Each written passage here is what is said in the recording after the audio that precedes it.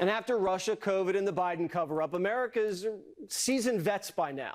We don't buy the hoaxes and believe the hype anymore. Our eyes are wide open. And if you're going to accuse someone of having sex with a couch, you better have video.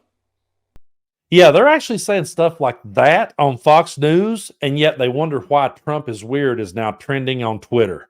You know what? I really don't think it would matter. I think if we actually had video proof of JD Vance and the couch, I don't think it would sway Jesse Waters in the least. I think he would go on Fox News and he would find a way to spin it to put it in their favor. He would find a way to justify it, just like he has everything else. Just like they did when we brought the receipts and showed them what happened on January 6th. We showed them knocking down doors and breaking out windows and hitting police officers upside the head. We showed them that, and they found a way to tell us that it was a peaceful, loving day.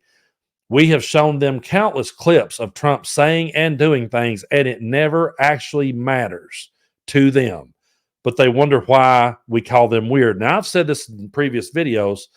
I don't ever recall calling a George W. Bush voter a cult member. I don't ever remember saying they were in a cult.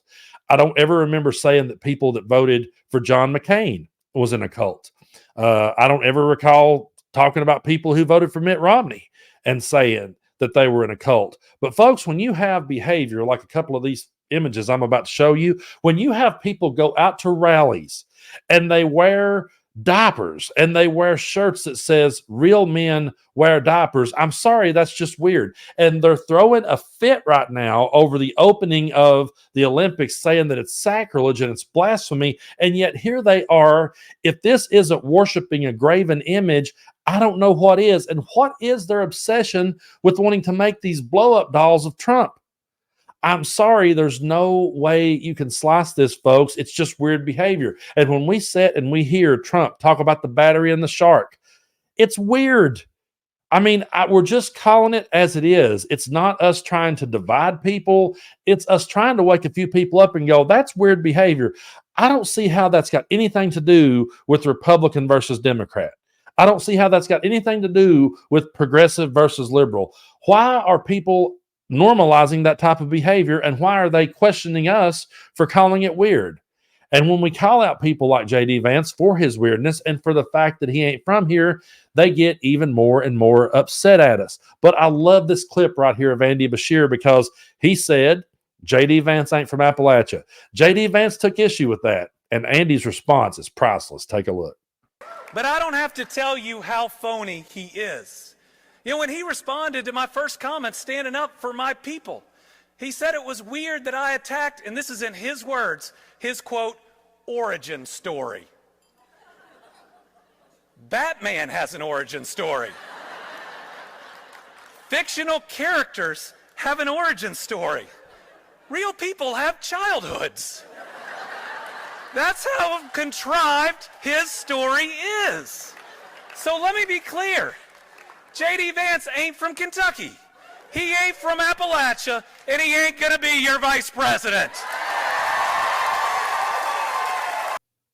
I love that. Even Batman has an origin story, and it's fiction, folks. Just because someone has an origin story or makes one up does not mean that it's real. And if we're going to talk about people being weird, let's think about the fact that they go out there to these rallies and they have all this over-the-top, weird, cultish behavior that people like us sets and sees, and then they have the audacity to turn it and spin it on people who don't have kids, and they blame them. They say that it's the people who don't have children who are somehow psychotic. JD Vance really said this. Take a look. Right, there's just these basic cadences of life that I think are really powerful and really, really valuable when you have kids in your life.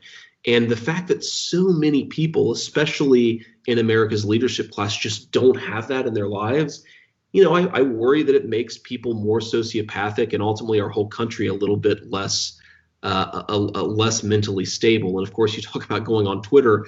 Final point I'll make is you go on Twitter, and almost always the people who are most deranged and most psychotic are people who don't have kids at home. So people who don't have kids are deranged and psychotic and are sociopaths, according to JD Vance. And yet all of the rhetoric that we've seen at Trump rallies, they just think that's normal.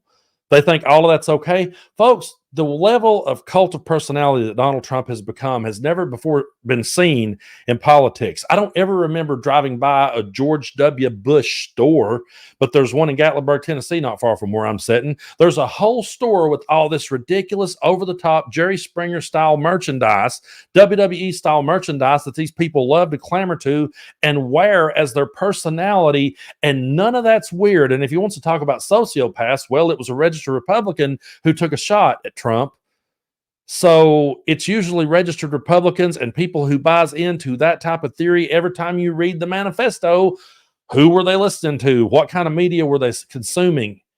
And they want to call us deranged and psychotic. I have 5 kids. I have plenty of friends who don't have any, and they're productive members of society, and they're educated, and they're well together, folks. They're not out at a rally wearing diapers. This is absolutely ridiculous. And now Trump is stuck with that lunacy. He has to find a way to defend that. And is he going to be able to? No, because look at him here trying to defend JD Vance. He fails miserably, and it's actually pretty funny. Take a look. How do you expect to use him in this campaign? And what can you say to our viewers tonight to reassure them that this was an excellent pick? Well, first of all, he's got tremendous support. And he really does among a certain group of people that like families. I mean, you know, he made a statement having to do with families. That doesn't mean that people that aren't a member of a big and beautiful family with 400 children around and everything else, it doesn't mean that a person doesn't have, he's not against anything, but he loves family. It's very important to him. He grew up in a very interesting family situation, and he feels family is good. And I don't think there's anything wrong in saying that. Do you want to know what really goes through my head when I hear a response like that? I say to myself, had I been a Republican and had I voted Republican my entire life, that guy would have lost me. There is no way that I would be able to sit there and listen to him respond to questions and just roll with it.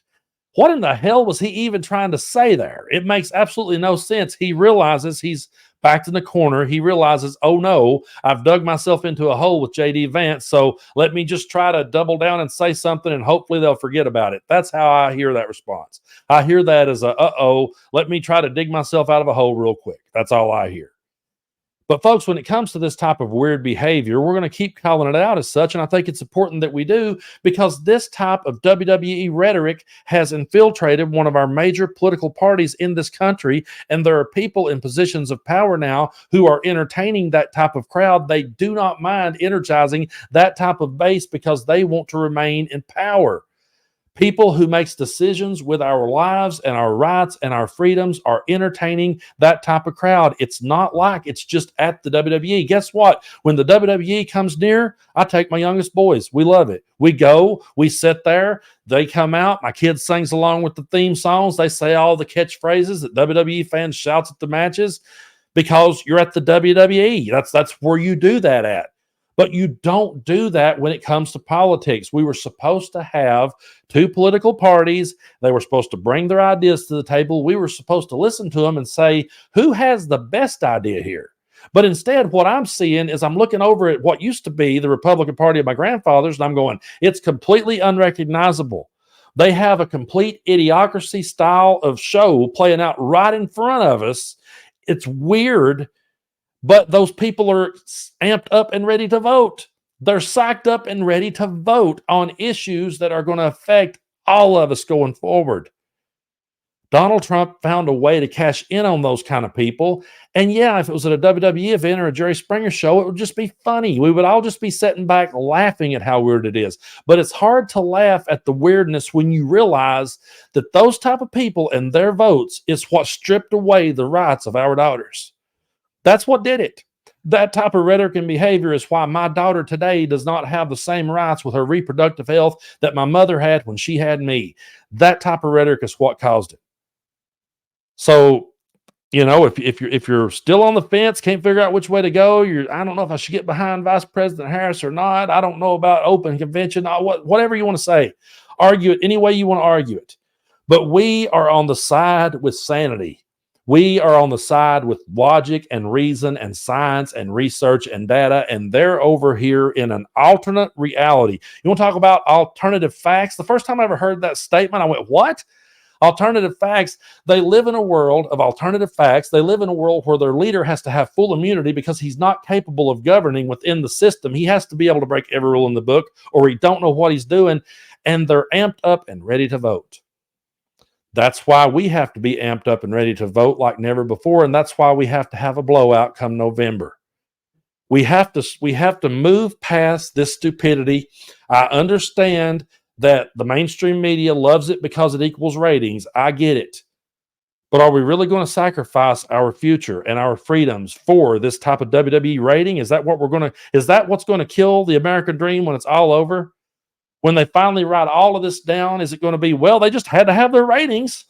They just had to win the Monday Night Wars. They had to prove that Raw was better than Nitro. I mean, is that how it's going to be? Is that how this whole experiment is going to come to an end? We can't let that happen. We cannot go back to that way of life. We can't. Because if they ever get us back to that way of life, we're going to be stuck there. It's going to be like the Hotel California. You can check out anytime you like, but you can never leave. That's not the America I ever want to live in, folks.